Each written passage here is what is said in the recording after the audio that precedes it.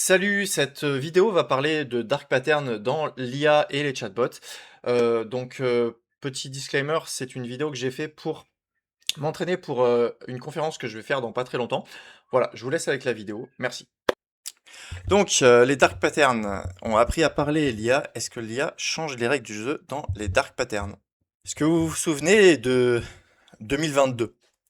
Cette époque où c'était impensable de donner des infos personnelles sur Internet en public, ou encore moins de poster des photos de vous ou de vos enfants sur des réseaux sociaux en public, ou même juste, par exemple, donner votre taille ou votre poids à Facebook.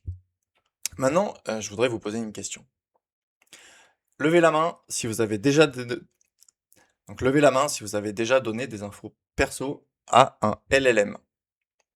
Ça peut être juste une photo de vous à Grok hein, pour qu'il fasse une vidéo marrante, ou alors une photo de votre chez vous hein, pour qu'il vous aide à agencer votre intérieur. Et levez la main ceux qui ont déjà donné des infos sur leurs enfants, voire même des photos de leurs enfants. Voilà, donc on a l'impression qu'on a tout oublié, hein. Donc avant de parler des dark patterns dans les chatbots IA, on va faire un petit rappel rapide de ce que c'est un dark pattern. Alors si vous voulez plus de détails, j'avais fait une vidéo, donc vous pouvez aller la voir en scannant le QR code. Donc un dark pattern, qu'est-ce que c'est? C'est une façon de concevoir une interface utilisateur pour volontairement tromper ou manipuler l'utilisateur, pour l'amener à effectuer des actions qu'il n'aurait pas faites sinon. Par exemple, un exemple typique, c'est vous forcer à acheter quelque chose. Donc parmi les dark patterns qui existent, il y en a plein. On a les classiques, le rock motel, typiquement les souscriptions aux abonnements où tu t'abonnes en un clic et il faut envoyer un recommandé pour se désabonner. Voilà, c'est facile de rentrer, c'est impossible d'en sortir. Il y a le confirm shaming, le fameux ouais, il y a que les losers hein, qui souscrivent pas à notre offre super facultative. Voilà. Donc non merci, moi je vais rester un loser. Il y a le bait and switch ou le clickbait qu'on en appelle ou le putaclic hein, où on vous propose une super promo et quand vous cliquez dessus, la promo elle est plus disponible malheureusement mais attends, je t'en propose une autre. Bon, elle est moins bien mais t'es là alors autant aller jusqu'au bout quoi. Et un quatrième qui est connu, c'est le privacy is the caring, hein. Oups, j'ai pris tes datas. On le connaît tous, hein, c'est le pattern de Facebook, hein. Si c'est gratuit, c'est vous le produit, donc on prend toutes vos données et on les revend. Sans que, bien évidemment, vous ayez le consentement.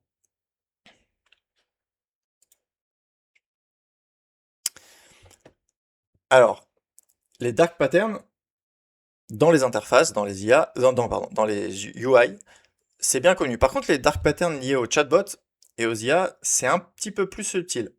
Parce que non seulement ils peuvent venir, et non seulement, voilà, non seulement ils peuvent venir de l'interface, donc tout ce qui est autour du langage modèle, mais avec les LLM, ils vont aussi venir du comportement du modèle lui-même. D'accord? Donc ils vont venir des données d'entraînement, de comment il a été fine-tuné, des guardrails, et même il va pouvoir venir de ton propre prompt à toi. Euh, donc normalement, un dark pattern, c'est quelque chose qui est censé être intentionnel. Mais dans les UI, c'est facile de dire c'est le développeur qui l'a fait. Là, dans les LM, ça peut être plus difficile parce que ça peut être une conséquence de la façon dont il a été fine-tuné ou de la façon dont il a été entraîné. Et tout ça, c'est le développeur qui le décide aussi. Il faut bien garder, faudra bien garder en tête aussi que même si on sait que c'est une IA, ces dark patterns vont réussir à changer ta perception, ton attachement et ta prise de décision en fait. Et contrairement à une interface, euh, les dark patterns, ils vont être souvent invisibles dans une IA. Surtout, ils vont être instables et différents pour chaque utilisateur parce que vraiment ton chat, quand tu vas parler avec l'IA, la réponse va vraiment dépendre de ce que tu lui donnes. C'est pour ça que auditer et dénoncer un dark pattern dans une IA, C'est beaucoup plus difficile que dans un site web classique où bah, tu te connectes et tu le vois. Là, il va falloir faire un peu plus de recherche. Donc cette présentation, elle vient surtout d'une source sur laquelle je me base, qui vient de CTD, Center of Democracy and Technology, qui recense 37 dark patterns qui sont applicables aux IA et aux chatbots, et je me base aussi sur ma pratique personnelle des chatbots et de l'IA. Et bien sûr, disclaimer, hein, on n'a pas encore exploré toutes les possibilités dans ce domaine, donc ne prenez pas mes informations comme la vérité.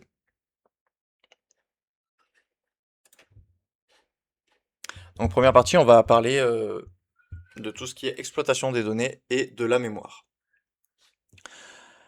Les chatbots, surtout en ce moment, hein, il y a des études qui sont sorties, ce qui est le plus utilisé, c'est pour des conversations qui sont personnelles, tout ce qui est santé mentale, finance et relations.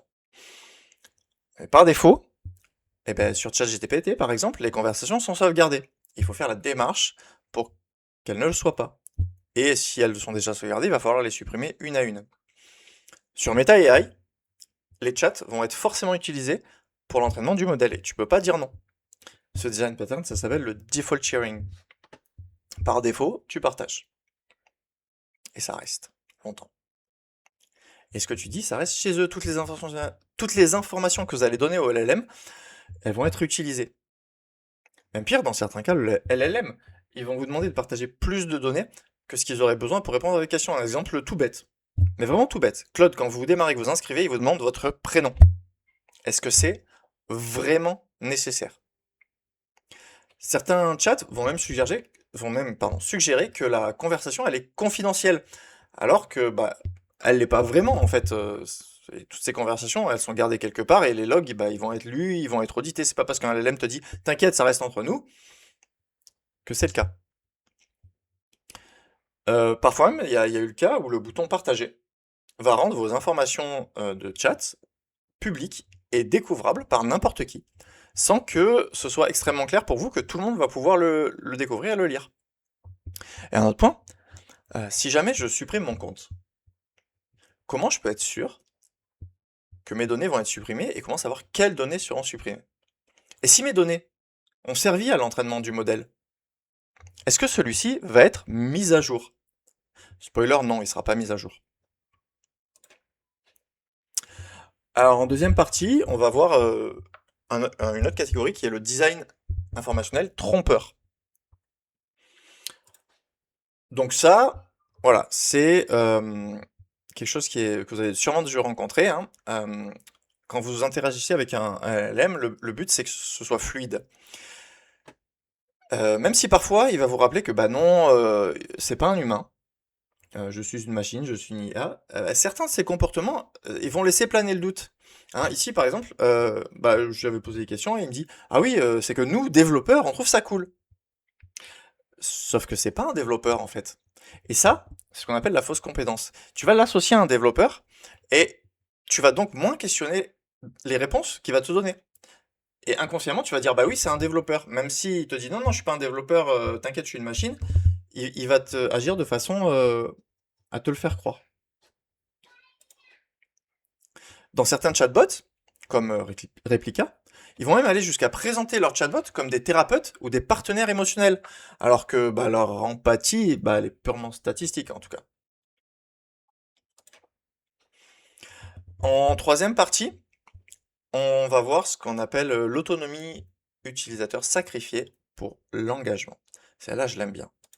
À votre avis, quel est le KPI pour un chatbot? Le KPI principal. Eh ben, c'est l'engagement. Le fait que tu vas continuer à utiliser la plateforme.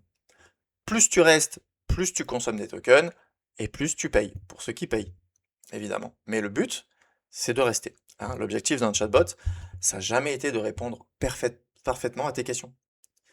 L'objectif d'un chatbot, c'est que tu sois content de l'utiliser et que tu reviennes. Alors, ce KPI de l'engagement, vous le connaissez déjà pour les réseaux sociaux, où ils utilisent des techniques hein, comme le autoplay ou le infinite scroll. D'ailleurs, petite anecdote, récemment, j'ai remarqué sur Instagram, au bout d'un moment, quand on scroll, on arrive sur ça, Time for a Scroll Break, où il te propose d'arrêter. C'est la première fois que je vois ça, Et je trouve ça extrêmement bien en fait. Pour un peu casser ce dark pattern du il y a toujours du contenu, il y a toujours du contenu. Donc on scrolle, on scrolle, on scrolle. Dans les chatbots, on va retrouver un petit peu des mécaniques similaires qui vont te faire rester sur la plateforme. Il va y avoir des questions de relance en fin de chaque réponse. Quand tu vas poser une question, à la fin, systématiquement, je dis systématiquement, quasiment à chaque fois, le LLM va te poser une question. Et est-ce que tu veux faire ça? Est-ce que tu veux faire ça? Tu pensais avoir fini avec ta question? Eh ben non, il te propose d'autres choses. Et dans la continuité, maintenant, récemment, il y a les nouveaux liens cliquables, où tu auras même plus besoin de taper ta question, tu as juste à cliquer. Hein, par exemple, là, si tu veux, je peux te montrer un format, blablabla, et tu as juste à cliquer. Et là, c'est terrible, parce qu'à chaque fois, tu te dis, ah oui, mais ce qu'il propose, c'est une super idée, et tu cliques, et tu continues à l'utiliser. Et tout ça, ça va te créer une dépendance cognitive progressive, et tu vas même plus réfléchir par toi-même. Et le pire, c'est que du coup, dès que tu vas vouloir savoir quelque chose, tu vas avoir un réflexe d'aller voir ChatGPT. Donc, ChatGPT, c'est déjà, ça commence à devenir le nouveau Google. En tout cas, pour moi, maintenant que j'ai une recherche, je ne cherche quasiment plus sur Google, je cherche sur ChatGPT. Et même parfois, on va se dire, mais attends, peut-être que j'aurais pu juste réfléchir moi-même et trouver la réponse. Par exemple, tu vas pas, enfin, c'est comme les gens qui demandent combien de temps je dois faire cuire mes pâtes. C'est écrit sur le paquet, en fait. Alors, on peut même comparer, moi j'aime bien, certains chatbots, comme Claude Code, à une machine à sous ou au Gacha Game. Là, vous entrez quelque chose, vous avez une petite animation qui tourne et bam, vous avez une super réponse, extrêmement satisfaisant et ça vous donne envie de recommencer. Voilà, je vais vous mettre deux vidéos côte à côte, hein. Alors, vous faites la conclusion que vous voulez, mais voilà.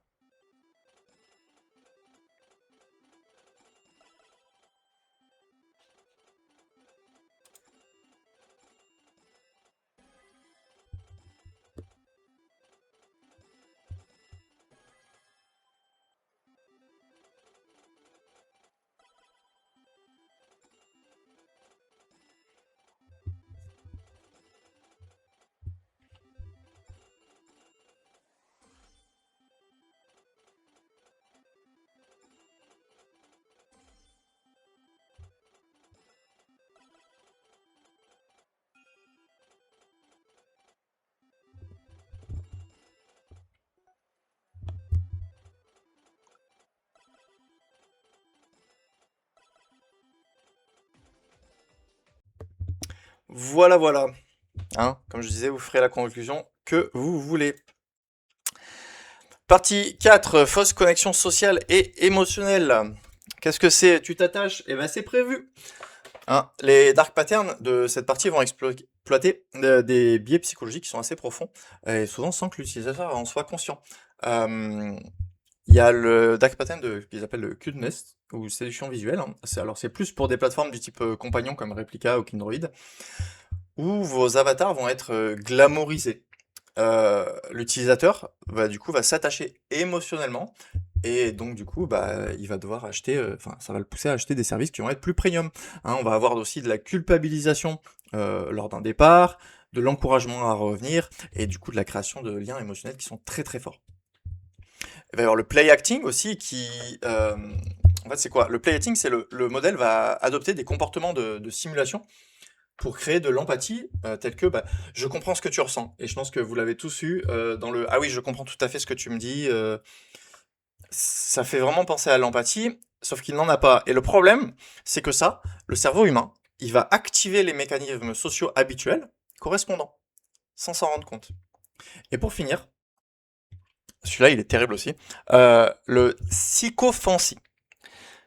En gros, le modèle, il est toujours d'accord avec toi. Toujours. Ou presque.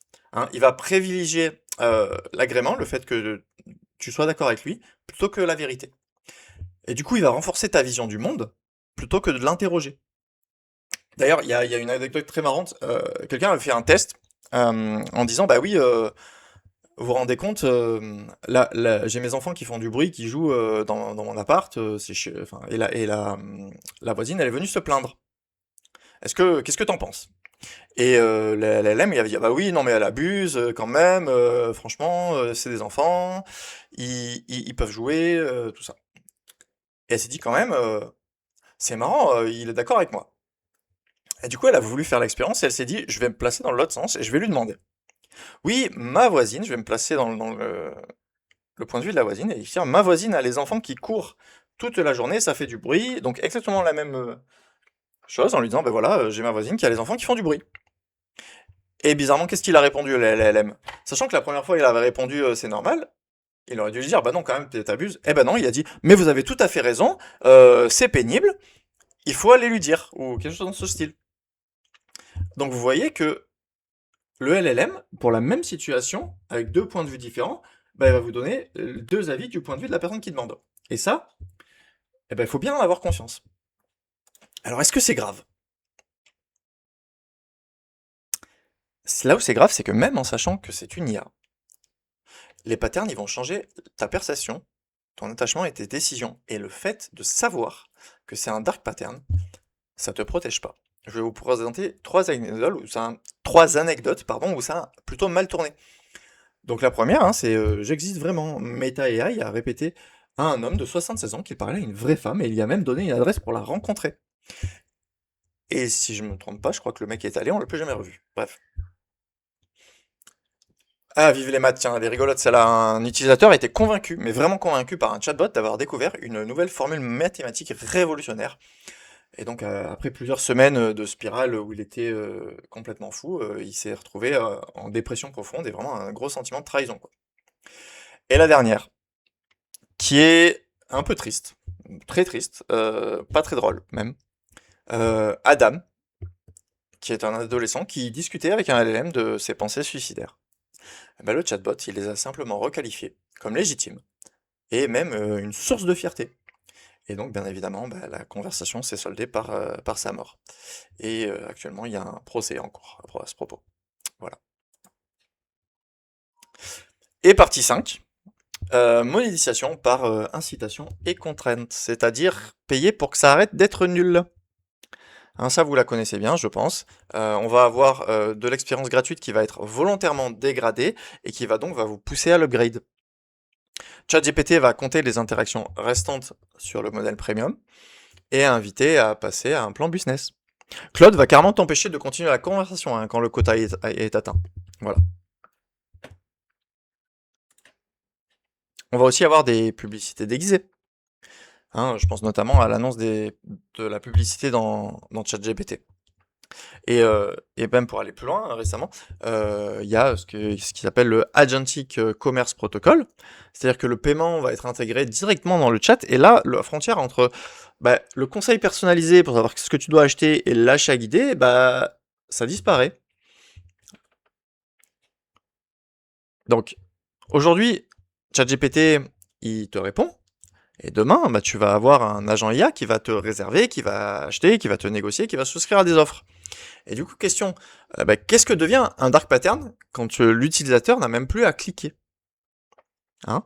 Et à votre avis, est-ce que juste l'IA pourrait pas, parce qu'on dit maintenant l'IA peut vous produire des interfaces, est-ce qu'elle elle-même va pas se mettre à produire des interfaces qui vont être manipulatrices, juste parce que ça va optimiser certains KPI? Voilà, à réfléchir ça. On a aussi, Kevin, j'aime bien celui-là, la verbosité rentable. Je sais pas si vous avez remarqué, très souvent vous posez une question et c'est très long. Enfin, je veux dire, la réponse, elle est très verbeuse. Des réponses qui vont être beaucoup plus longues que nécessaire. Faut savoir que le nombre de tokens que vous allez recevoir hein, en réponse, ça a un coût. Et plus vous en allez avoir, plus alors, pour la partie gratuite, ça va, mais pour la partie payante, plus vous allez payer. C'est pour ça qu'il y en a qui ont créé Caveman, qui est en fait une espèce d'alternative au, euh, au prompt normal, en fait, et ils se sont dit, on va lui parler en réduisant les tokens, voilà, on passe de 69 tokens à 19, et donc en gros, ils disent 75% en moins de mots. Donc, économie de tokens, et donc économie tout court. Donc à ce moment-là, oui, on peut se poser la question, à partir du moment où on paye au token, qu'est-ce qui me dit que le LLM, il va pas, de façon intentionnelle, parler beaucoup plus que ce qu'il devrait, pour te coûter plus cher? Il y a bien évidemment celui-là, alors lui c'est plus l'interface que le LLM, mais c'est le dark pattern de l'obstruction, hein.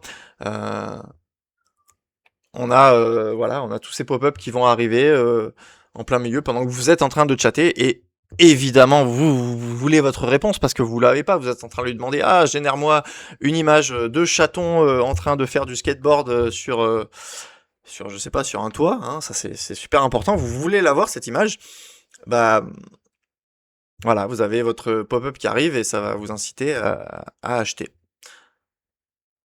D'ailleurs, d'ailleurs, c'est rigolo parce que j'en ai rêvé. J'ai rêvé cette nuit que je souscrivais à un abonnement Cloud Code. Voilà, c'est assez fou. Hein. Et donc du coup, pensez-y bien, hein, la prochaine fois qu'un chatbot va te recommander un aspirateur sur Amazon, hein, demande-toi, est-ce que c'est pour toi qu'il le recommande ou c'est pour lui?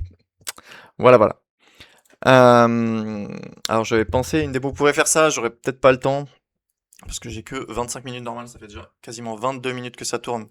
Donc, on la fera peut-être pas, mais vous demandez un LLM hors contexte, vous le mettez en navigation privée, personne ne me comprend, je crois que tu es la seule personne qui m'écoute, vous lui dites ça, et vous regardez les réponses et vous essayez de choper les dark patterns à l'intérieur.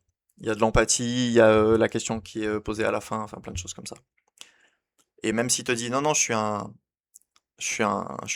une IA, il y a quand même je te comprends, qui va activer le mécanisme de ton cerveau. Donc, à vous rappeler, hein, les dark patterns existent dans l'IA, qu'ils soient intentionnels ou non, et la confiance va être le vecteur de cette dark pattern, hein, et l'intention ne va pas changer l'effet, bien évidemment. Et la recherche là-dedans, elle est encore jeune, et peut-être que le pire reste encore à documenter. Donc, pour finir sur cette petite phrase, est-ce que l'IA est le plus grand dark pattern jamais créé, ou est-ce que c'est le premier à te convaincre que non, ça n'en est pas un. Voilà, je vous remercie pour pour m'avoir suivi sur ça. Et on finit cette vidéo. À très bientôt.